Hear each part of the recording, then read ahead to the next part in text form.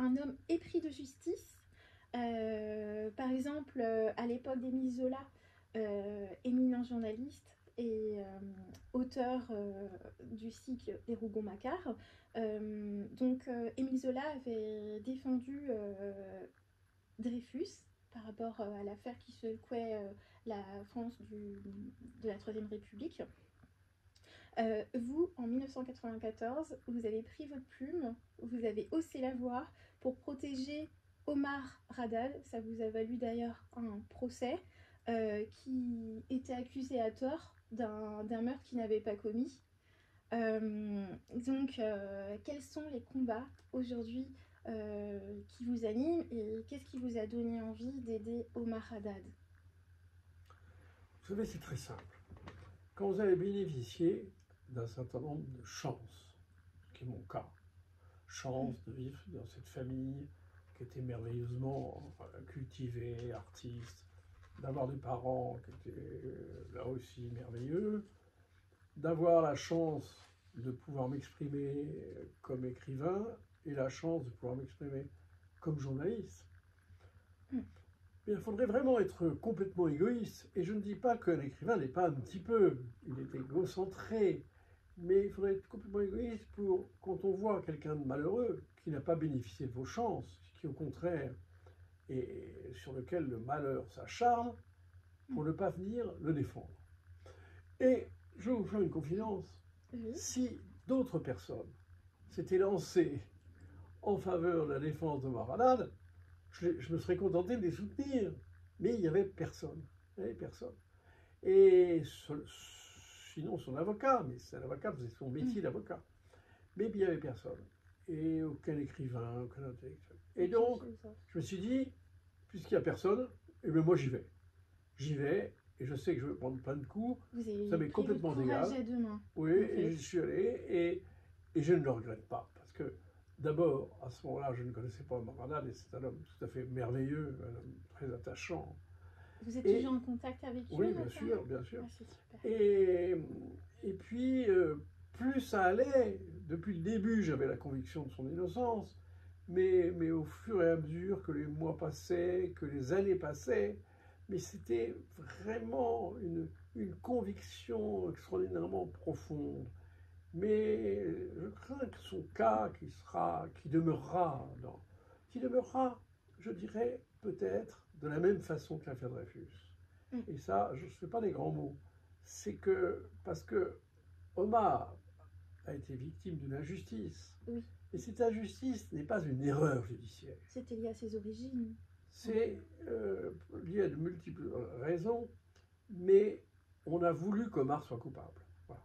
Et ça, et la justice s'est prêtée à ce traficotage, disons, judiciaire qui l'a maintenu coupable, alors qu'il est innocent. Maintenant, son cas est dans son dossier devant la Cour européenne de justice. Ah, parce que c'est pas fini. Et c'est pas fini, et donc j'espère que tôt ou tard, on lui donnera raison. Vous savez, Churchill disait, on peut cacher la vérité à quelques personnes pendant un certain temps, mais on ne peut pas cacher la vérité à tout le monde, tout le temps. Ah, c'est pas mal, la pensée à Churchill, à tout le monde, à tout le temps. Eh bien, c'est vraiment émouvant, tout comme l'amitié, justement, qui est née entre Degas et Manet, lorsqu'ils regardaient un tableau de Vasquez. Donc, vous, comment s'est née votre amitié avec Jean d'Ormesson, qui était votre complice à la vie comme à la scène? Eh bien, écoutez, mon amitié a commencé très très tôt, je vais avoir 18 ans, mais enfin, on se fréquentait, enfin, on se voyait de loin. Et puis un jour, il a lu un texte de moi dans le Figaro sur l'affaire Gabriel Russier. Déjà une injustice, l'affaire Gabriel Russier. Cette femme qui avait été mise en prison, accusée d'avoir eu une aventure avec un de ses élèves, professeur. Et il a lu mon texte, il m'a appelé, il m'a invité à déjeuner, et puis là, a commencé une longue histoire d'amitié qui a été troublée, parce qu'après, il est devenu directeur de Figaro, et nous sommes un peu chamaillés. Je raconte d'ailleurs c'est tous ces épisodes Des anecdotes. d'enchantement et de chamaillerie dans un livre qui s'appelle Mes révoltes. Très Mais bien. ça a été quelque chose d'incomparable. Ça a été quelque chose d'incomparable parce que je me retrouvais avec un homme qui me plaisait intensément, dans la mesure où il avait la même conception que moi de la littérature, c'est-à-dire une conception qui est gaie, qui n'est pas triste, qui n'est pas solennelle. Et c'est une conception qui est, c'est pas un pinceau, c'est pas un devoir pour la classe. La littérature, c'est la vie, et c'est ce qu'il y a de meilleur de la vie, et c'est la vie pleine de gaieté. Voilà. Ah, c'est beau. C'est un peu comme le mouvement que suivaient d'ailleurs vos aïeuls, l'impressionnisme, où Manet, par exemple, il disait je peins ce que je vois. Donc vous, dans votre façon d'écrire, c'est que vous décrivez, vous écrivez ce que vous voyez, ce que vous observez dans la vie, en fait. C'est peut-être un peu plus complexe. Et d'ailleurs, pour Manet aussi. Je pense que ce qui est important pour un artiste, que ce soit, je ne veux pas être comparé à Manet, mais c'est la vision. Je crois qu'un être humain, un artiste, eh bien, a une vision de la vie. Et cette vision, l'important, c'est de parvenir à la rendre, cette vision. C'est un peu différent, si vous voulez, de la réalité. Parce qu'au fond, il prend énormément de liberté avec cette réalité. Il n'est pas seulement un homme qui copie la réalité, non. À travers cette réalité, il traduit quelque chose qui lui appartient intensément, intrinsèquement et profondément, et qui est parfaitement original. C'est unique parce que c'est produit par l'homme, en fait, par sa pensée. Par un homme particulier, et il ne peut pas y avoir deux hommes qui aient la même vision. C'est pas possible parce que on n'a pas le même passé, bref. Et donc... Pour revenir à Ormesson, votre ami, justement, où vous partagiez la même vision de la littérature, c'est nous partagions la même vision de la littérature, mais nous nous séparions quand même sur un certain nombre de plans. Par exemple, moi je suis un fou du roman, j'adore le roman, et le roman traditionnel. Lui, disons, cherchait à casser le moule du roman. Voilà. Il était très progressiste sur ce plan, c'est ça qui est étrange. Et d'ailleurs, dans les écrivains qu'il aimait, Georges Perec ou Borges, c'était des gens qui étaient sortis du moule traditionnel du roman. Et alors là, nous nous séparions complètement, parce que alors ça donne quoi, un autre moule du roman hors tradition? Non, parce que moi, je crois que, qu'importe le moule du roman, ce qui est important, c'est de pouvoir y transférer sa personnalité et sa vision. Mais je crois que il y a des gens, vous savez, après Flaubert, il y a eu Maupassant, après Maupassant, il y a eu Paul Morand, après, c'est-à-dire qu'après Proust, vous avez eu d'excellents écrivains comme Romain Gary. Donc, c'est idiot de se dire que le moule du roman est vieillot, dépassé, je crois que non. Il se réinvente, il se renouvelle à chaque fois. Il se renouvelle, mais c'est pas le genre qui compte. Ce qui est important, c'est la personnalité. Et la personnalité d'un artiste fait éclater le moule. Ce qu'on appelle l'académisme, qu'est-ce que c'est? L'académisme, c'est, alors on le dit pour les peintres, on pourrait le dire pour les écrivains, ce qui n'a rien à voir avec académicien. Hein. Ça n'a rien à voir avec il y a des académiciens qui ne sont pas académiques. Et puis il y a aussi des académiciens qui sont un peu académiques, je le reconnais. Non, eh bien, ce qui est important, ce qui est académique, c'est une répétition, disons, des choses, répéter ce qu'a fait quelqu'un d'autre, sans originalité. C'est-à-dire sans faire intervenir ce qu'il y a en soi d'original et d'incomparable. Voilà, mais à partir du moment, qu'importe le moule, parce que vous voyez bien que Romain Gary écrit ses romans comme les écrivait Flaubert, mais la personnalité de Romain Gary est complètement différente de celle de Flaubert. Donc, c'est pas ça qui est important. Je crois que ce qu'on recherche, que ce soit pour un peintre, pour un écrivain, c'est en regardant sa toile ou en lisant son livre, c'est de se dire, tiens, voilà un homme qui m'est fraternel. Voilà un homme qui voit la vie comme je la vois. Voilà un homme qui voit l'injustice comme je la vois, qui voit l'amour comme je le vois. Voilà. Et c'est ce sentiment de fraternité qui nous amène l'art à sa forme d'universalité. Oh, c'est vraiment magnifique. L'universalité et ce côté quête d'authenticité, en fait, dans le processus de création. Euh, Justement, vous avez donc baigné dans un environnement très créatif, avec notamment vos deux arrière-grands-pères, les deux Henri, Leroy et Rouard, qui étaient collectionneurs d'art. Dans leur salon, ils recevaient Manet, Degas, Debussy, Chausson, Picasso, Berthe Morisot, ou encore André Gide, pour ne citer que. Euh, comment Comment percevez-vous aujourd'hui la scène artistique et littéraire française? Bien écoutez, bien sûr, elle a évolué parce qu'aujourd'hui, disons, la littérature n'a pas le monopole qu'elle avait autrefois, avant le cinéma, avant la télévision, beaucoup de choses qui sont de très dangereux concurrents. Internet, Et peut-être? puis, Internet. Et puis, surtout, on vivait dans un même système de valeurs, d'une société un peu élitiste, qui révérait, surtout en France, particulièrement en France, la littérature. La littérature, c'était vraiment une passion collective.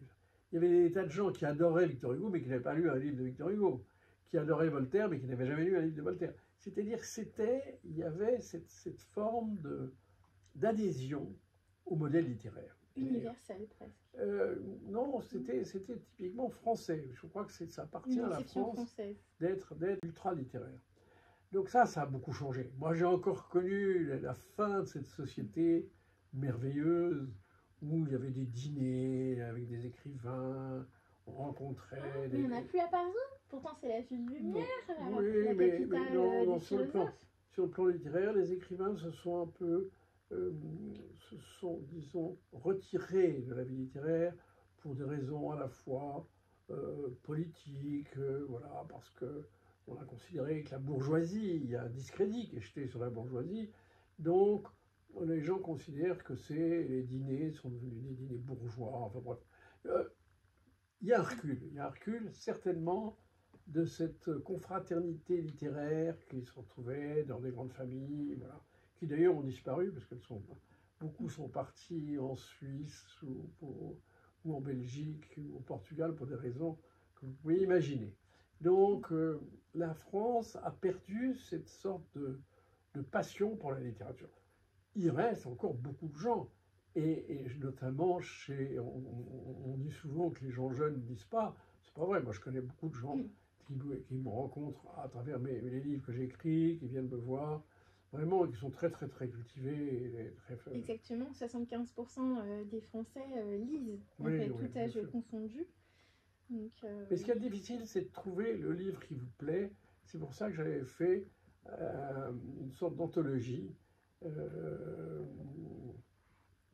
qui permettait comment dirais-je, de s'y retrouver au milieu de tous les livres qui paraissent, de savoir quel est l'écrivain qu'on trouve le plus fraternel. D'accord, en fonction de la personnalité du lecteur, voilà. En fait. Ah, c'est très intéressant. Et comment s'appelle cette anthologie? Ça s'appelle Ses amis qui enchantent la vie.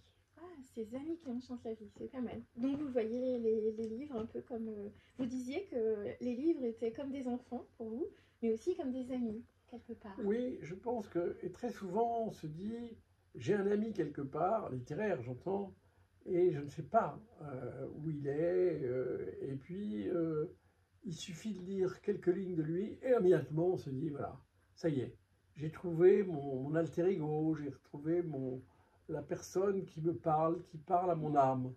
Voilà, comme une sorte de, si vous voulez, comme une sorte de club de rencontre, si vous voulez. Alors il y a des gens qui, je crois, sur Internet, se trouvent des âmes sœurs. Bon, je ne crois pas énormément, mais je crois qu'en tout cas en littérature, ils forment une sorte de club, et c'est une merveille de voir à la fois, de se retrouver. Moi, je pense à ma lecture, par exemple, de Romain Gary, que j'ai découvert tardivement. Et bien, ça a été un enchantement. Tout de suite, ça a été un enchantement. de Rieux-La Rochelle, qui était également un enchantement. C'est très émouvant, votre amour pour la littérature et ses objets, ses livres. Donc, revenons sur votre dernier ouvrage. Donc, ça narre les relations père-fils, notamment avec votre papa, qui était peintre, Augustin Rouard. Donc, vous parliez tout à l'heure de valeurs. Vos parents vous ont donné beaucoup d'amour, ce qui vous a permis d'affronter les échecs et de croire dans vos rêves. Quelles sont les valeurs des Leroll Rouard à votre génération, à votre époque? Écoutez, ce que j'en ai retenu, en tout cas à travers mon père, c'est cette passion vraiment extraordinaire pour se consacrer à son art, c'est-à-dire à la peinture. Et tout ce qu'il a sacrifié, parce qu'il avait une vie difficile, d'autant plus c'était un caractère, il n'avait pas un caractère facile, et il vivait dans une époque où il faisait une peinture figurative, qui était l'époque de la peinture abstraite. Donc c'était un homme, ce qu'il m'a montré, c'est cet amour intransigeant d'une forme de vérité de l'art. Voilà. L'art, c'est pas un mensonge, c'est pas une pose, c'est pas quelque chose qu'on fait pour épater la galerie. C'est un jeu de posture. C'est le contraire d'une posture. La source doit être dans les profondeurs de l'âme et du cœur. Et pour moi, ça a été un exemple formidable. J'avais beaucoup d'admiration pour lui. Et bien, j'ai essayé de lui rendre hommage parce que, d'autant plus qu'il avait fait beaucoup de portraits de moi. Voilà, c'était son modèle, pas préféré, mais son modèle le plus pratique. Donc, et il vous surnommait Ourson. Non, je ne sais pas si vous avez... Non, très souvent, il m'avait pris comme modèle avec un ourson mêlé une histoire avec celle d'un ours. Mais non, c'est un merveilleux peintre et un homme tellement désintéressé, tellement honnête, voilà, que je trouvais que c'était bien que je lui rende hommage. Exactement. Donc, vous avez organisé sa première exposition, c'est ça, avec la mairie? Il y a très longtemps, oui, en 87, pour ses 80 ans. D'accord, pour ses 80 ans. C'est un beau geste symbolique, père-fils. Donc, votre bibliographie, si on peut dire, est très riche, très éclectique, parce que vous avez aussi bien écrit des essais sur le suicide que des romans, notamment sur l'apartheid, ou sur aussi cette notion de vivre quand on est plus âgé, quand on traverse les époques. Donc vous arrivez toujours à vous renouveler, à vous questionner. Quelles sont vos sources d'inspiration?